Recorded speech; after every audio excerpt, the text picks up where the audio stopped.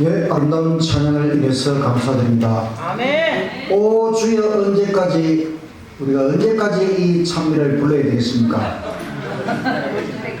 예수님 재림하실 때까지 이 찬미를 불러야 되겠지요. 오늘은 재림의 각성, 예수님 재림에 대한 각성이라는 제목으로 말씀을 드리겠습니다. 우리 교회 기별 중에 가장 중요한 것이 무엇이라고 생각하십니까? 대천사의 기별. 재림 기별. 그 속에 다 들어있는데. 우리 교회 이름은 무엇입니까? 제7일 안식일 예수 재림교회.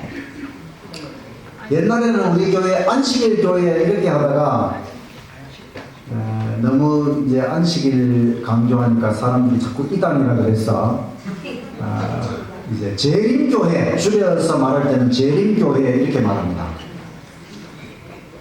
안식일도 중요하고 재림도 중요하죠.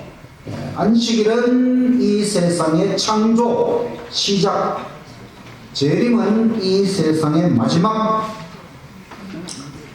그래서 우리는 재림, 예수님 재림에 대하여 각성하고 있는가, 또 재림의 기별을 제대로 전하고 있는가. 오늘은 재림의 각성에 대한 예수님의 말씀, 마태복음 24장 37절. 노아의 때와 같이 인자의 임함도 그러하랴. 홍수 전에 노아가 방주에 들어가던 날까지 사람들이 먹고 마시고 장가들고 시집가고 있으면서 홍수가 나서 저희를 다 멸하기까지 깨닫지 못하였으니 인자의 임함도 이와 같으리라.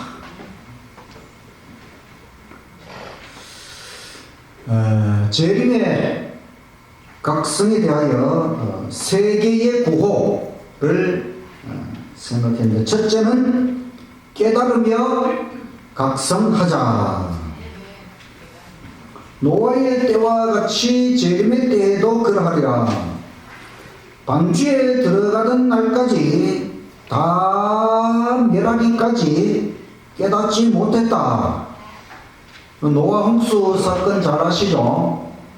노아 홍수 사건은 창조로부터 한 1500년 정도 지났어.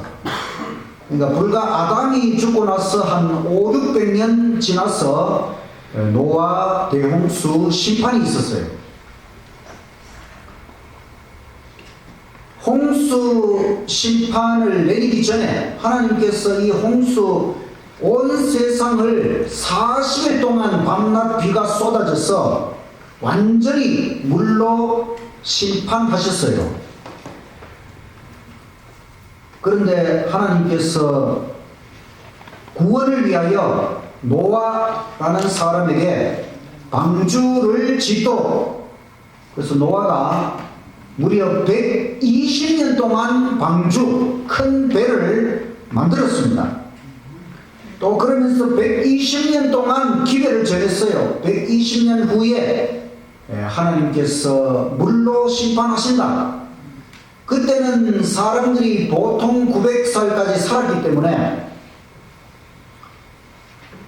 우리가 지금 120년 가면 엄청난 세월이지만 그때는 900살까지 살았기 때문에 120년 동안 기별을 전했습니다.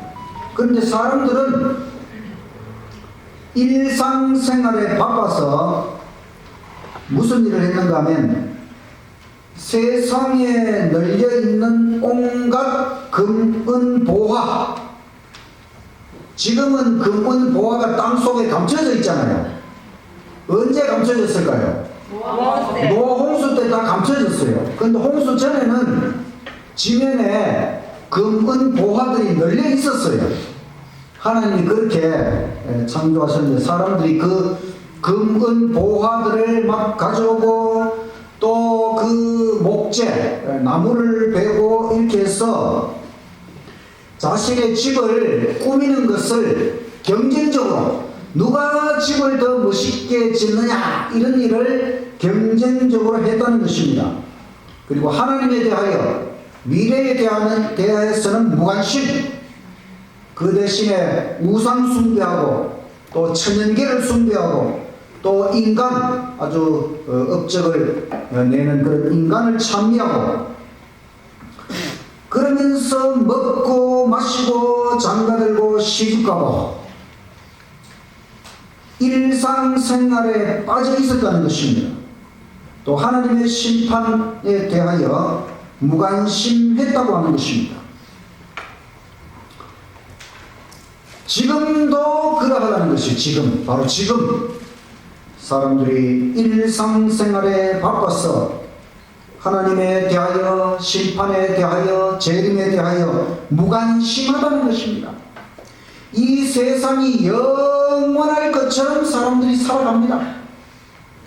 인생이 영원할 것처럼 살아갑니다. 우리 인생이 영원합니까? 언젠가는 죽음이 이르러 오지요. 이 세상이 영원할 것 같습니까? 아니요.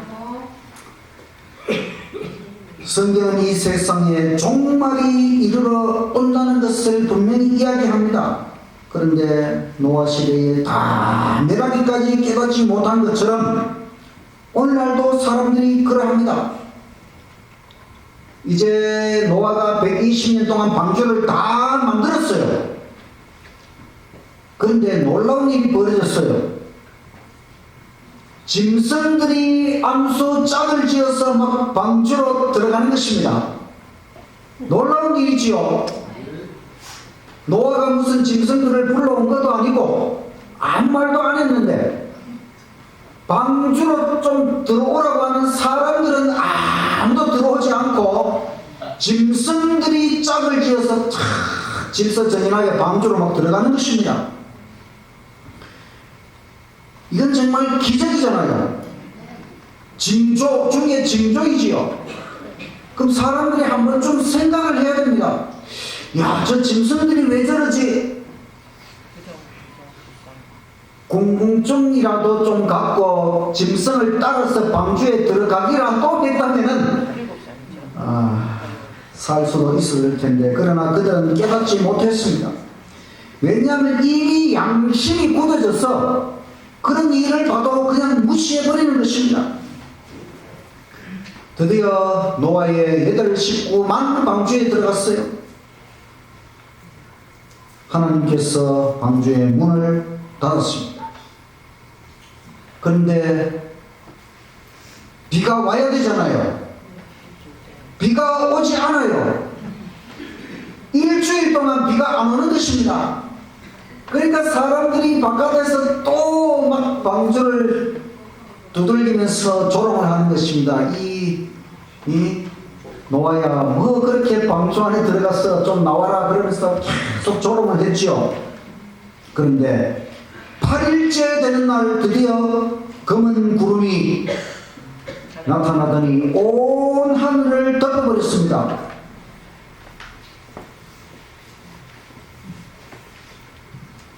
재림의 날에도 똑같은 일이 반복될 것입니다. 온갖 재림의 징조들이 다 성취되고 있지만 사람들은 깨닫지 못하고 있습니다. 일요일 시험령이 내리면 좀 깨달을까요? 우리는 1월 시험령이 뭔지 알지만 사람들은 모르잖아요. 그러니까 우리가 지금 1월 시험령에 대해서 경고를 해야 되겠습니까? 안 해야 되겠습니까? 해야 됩니다. 노아가 120년 동안 기대를 전한 것처럼 지금 우리는 일요일 법령이 내리기 전에 지금 경고를 해야 돼요. 그래야 사람들이 그때에 가서라도 저 안식일 교인들이 무슨 일요일 법령이 내린다고 하더니 진짜 내리는구나 이렇게 깨닫고 그때 가서라도 좀 혹시 돌아올 수 있기 때문에 지금 열심히 경고를 해야 되는 것입니다. 깨닫지 못하는 것이 큰 문제입니다. 깨닫지 못하는 것도 재림의 징조 중에 하나입니다. 왜 이렇게 살아야 할까? 사람들은 이런 생각을 하지 않아요. 내가 지금 제대로 똑바로 살고 있는 것일까? 이런 생각도 하지 않습니다. 아무 생각 없이 그저 바쁘기만 하지요. 인생의 끝이 있습니다. 세상의 끝이 있습니다. 어느 날 갑자기 하늘에 구름 한 점, 먹구름이 나타날 것입니다. 그 구름이 지구를 삼켜버릴 줄은 아무도 예상하지 못했지요. 노홍수 때. 그런데 또다시 동편 하늘에 구름 한 점 나타날 것입니다. 그런데 그 구름이 이번에는 먹구름이 아니고 영광스러운 구름으로 바뀔 것이다. 네. 그리고 다시 온 세상을 삼켜버릴 것입니다. 거짓 그리스도, 자기가 이미 재림한 그리스도라고 주장하는 거짓 그리스도들이 뭐라고 하는지 아십니까? 예수님께서 구름을 타고 오신다고 하니까 왜 당신이 재림한 예수냐 이러면 그 사람들이 예수님이 영광스럽게 와야 되는데 당신이 어떻게 재림했다고 할 수 있냐 그러면은 구름을 타고 온다는 것은 구름에 가려져서 은밀하게 오는 것이다. 그래서 내가 지금 은밀하게 온 재림 예수다 이렇게 말합니다. 그러니까 여러분, 예수님이 구름을 타고 오시는 것은 구름에 가려져서 은밀하게 오시는 것이 아니고 진짜 구름을 타고 오시는 것입니다.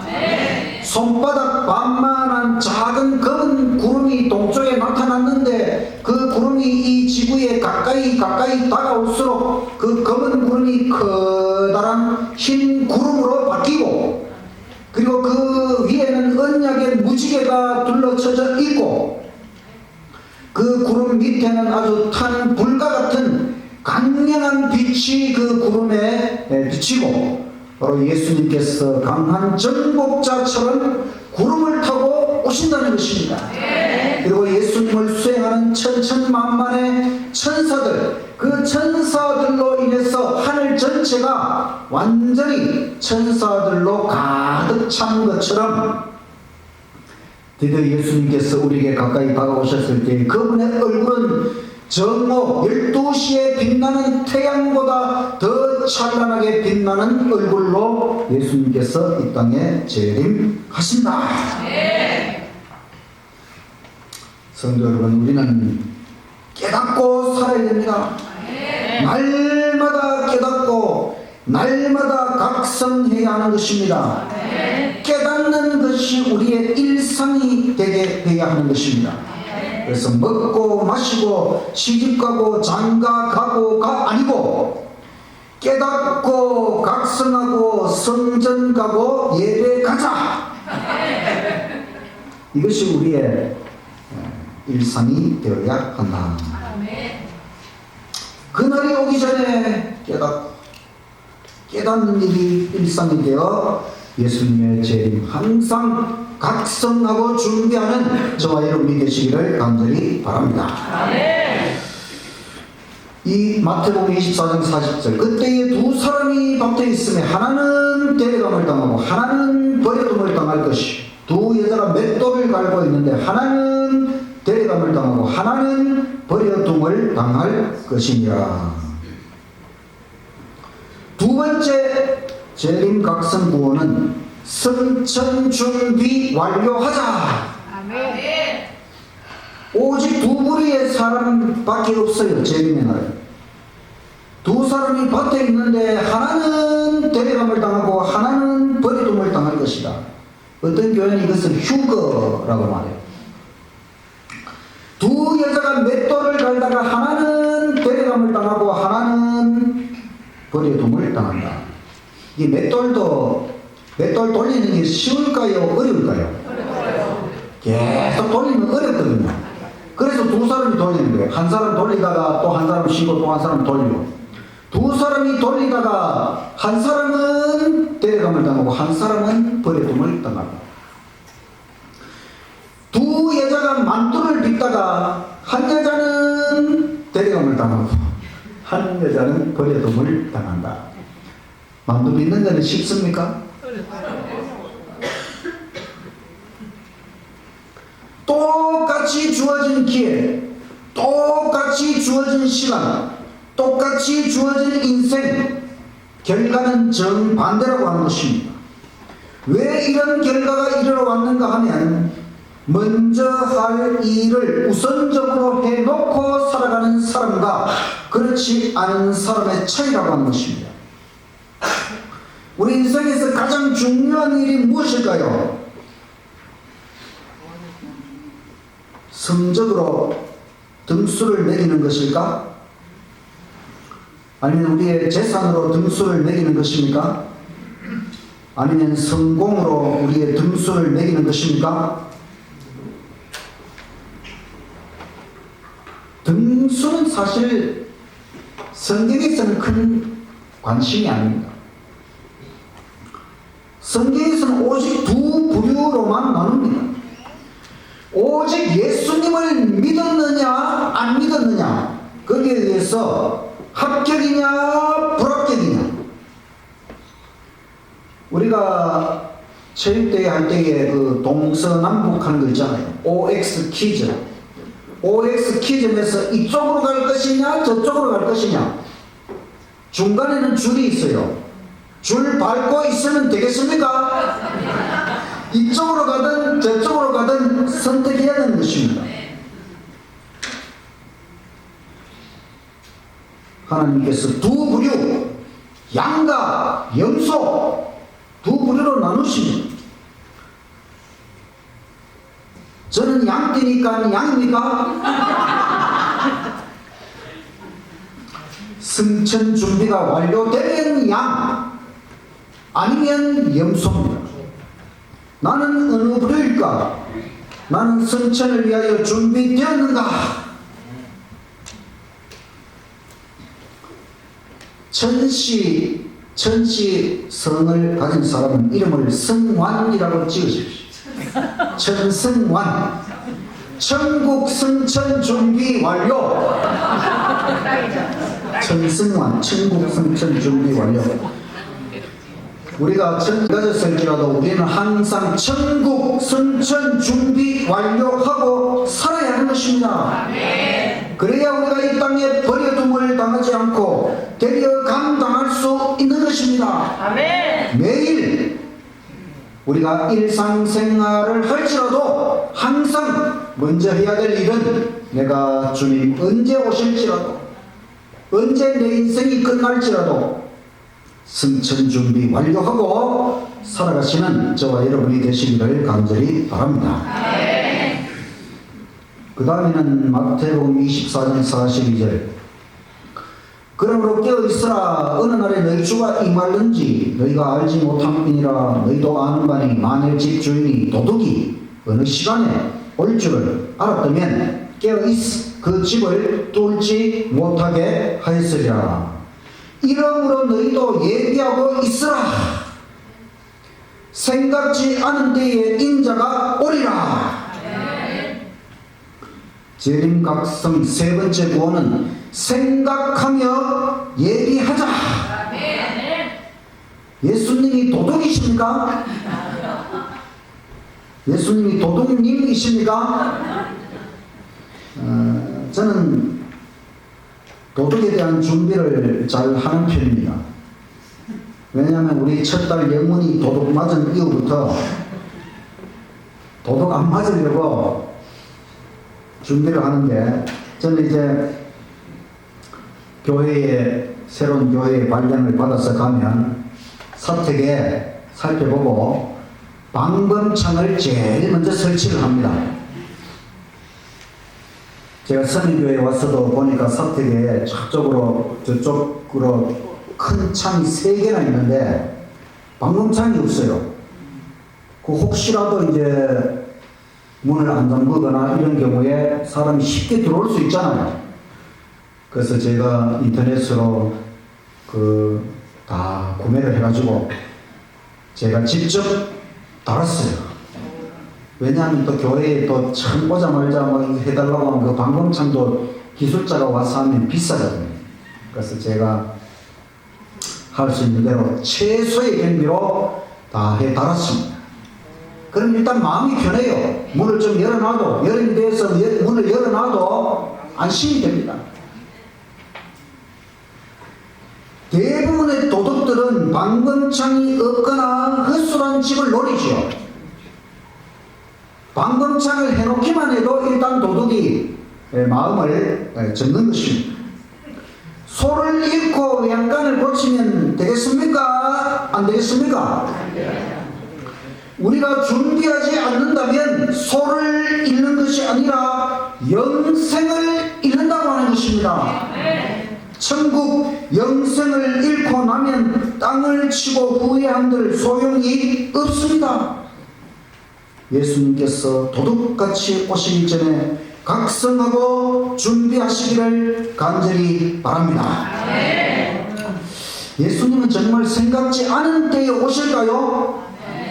우리가 준비하지 않았다면, 생각을 안 하고 있으면 생각지 않은 때에 오시지요. 그래서 우리는 생각하고 예비해야 됩니다. 생각 좀 하고 살아가십시오. 우리는 영적인 것에 대하여 생각을 좀 해야 돼요. 천국에 대하여 생각하십시오. 삼위일체 하나님에 대하여 생각하십시오. 마지막 사건들에 대하여 생각하십시오. 성경의 역사에 대하여 생각을 좀 하십시오. 정말 우리가 각성해야 되는데, 재림 전에 어느 시기가 가장 중요한 시간일까요? 1월 법령 내리고 나면 중요한 것이 아니고 1월 법령이 내리기 바로 전 지금이 가장 중요한 시간이라고 하는 것입니다. 이제는 우리가 더 이상 뒤로 미룰 수가 없어요. 정말 지혜로운 사람이 되어야 됩니다. 예수님의 재림을 생각하고 예비해야 됩니다. 아무 생각 없이 살다가 예수님을 도둑처럼 맞이하는 것이 아니라 정말 잘 예비하여서 내 인생의 가장 귀한 손님으로 예수님을 맞이하는 우리 모두가 되기를 간절히 바랍니다. 오늘 저는 재림 각성, 예수님 재림보다 더 중요한 것은 없습니다. 맞습니까 여러분? 예수님 재림보다 더 중요한 게 없지요. 우리가 이 땅에서 우리 잘 먹고 잘 살고 다 준비해도 재림의 날 예수님을 맞이할 수 없다면 다 소용없는 것이지요. 그래서 우리는 재림에 대해서 각성을 해야 합니다. 깨달으며 각성하자. 승천 준비 완료하자. 생각하며 예비하자. 이제는 우리가 재림에 맞추어서 살아야 됩니다. 안성 맞춤이 아니라 재림 맞춤. 안성 맞춤이 어디서 나온지 아십니까 여러분? 안성 탕면에서 나왔습니다. 안성 탕면도 안성 맞춤에서 나왔어요. 안성, 여러분 저 경기도 안성 있죠? 안성. 거기 안성에 서 나온 게 안성 맞춤인데, 옛날 우리 사람들이 음식을 녹그릇, 구리로 만든 녹그릇에 담아 먹었거든요. 그래서 그릇뿐만 아니고 뭐 향로, 촛대, 대야, 꽹가리, 징 뭐 전부 다 녹쇠로 만들었어요. 근데 안성에서 만든 녹그릇이 아주 단단하고 섬세하고, 그래서 써본 사람들은 전부 야, 안성의 녹그릇이 최고구나. 그래서 안성에서 만든 것이라 그러면은 아주 완벽한 것이라고 했어요. 그래서 사람들이 그때부터 안성 맞춤 그러면은 안성에서 맞춘 녹그릇처럼 잘 만든 물건, 뭐 양복, 모든 것 잘 맞으면은 야, 이거 안성 맞춤이다 이렇게 말했다 그래요. 우리는 재림 맞춤, 아멘. 우리 재림 성도는 예수님 재림에 맞추어서 살아야 하는 것입니다. 아멘. 예수님 재림의 기별을 온 세상에 가장 분명하게 드러내야 할 사람들이 우리 재림 성도들입니다. 왜 하나님께서 우리 교회 이름을 제7일 안식일 예수 재림교회, 왜 이렇게 재림교회로 했을까요? 안식을 지키고. 그것은 바로 예수님의 재림을 우리 교회의 이름만 봐도 사람들이 예수님이 재림하시는구나. 그 다음 우리 재림 성도는 우리가 세상에 나아갈 때 사람들이 우리 당신은 어느 교회 다닙니까? 예, 저는 재림교회 다니는 재림 성도입니다. 재림이 뭐요? 예수님이 이 땅에 다시 오시는 것을 재림이라고 말합니다. 그게 사실입니까? 사실이지요. 성경의 가장 중요한 예언, 예수님의 재림, 성경의 마지막 재림으로 끝나고 있는 이 기별, 재림 기별을 우리가 바로 살아있는 재림 기별이 되어야 된다고 하는 것입니다. 아멘. 우리가 재림 성도인데 우리가 재림에 대해서 각성을 못하고 그렇게 살아가면 누가 재림에 대하여 깨달을 수 있겠습니까? 우리 모두가 정말 또 한 해를 지나보내면서 또 예수님의 재림이 한 해 가까워졌다 생각하고 정말 새로운 한 해, 새해에는 우리가 예수님 재림에 맞추어서 우리의 삶이 진정으로 변화되고 재림 성도의 걸맞는 삶을 살아가시는 저와 여러분이 되시기를 간절히 바랍니다. 오늘 한 가지 할 일이 더 있어요. 우리가 이제 새해 헌신 서약을